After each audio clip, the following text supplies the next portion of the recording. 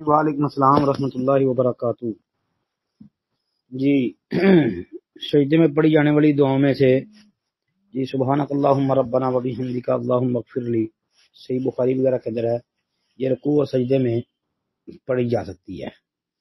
سبحان ربی العظیم،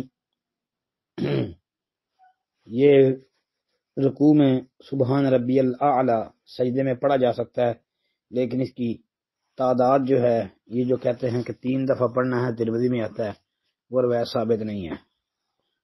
ویسے اس کو پڑھا جا سکتا ہے۔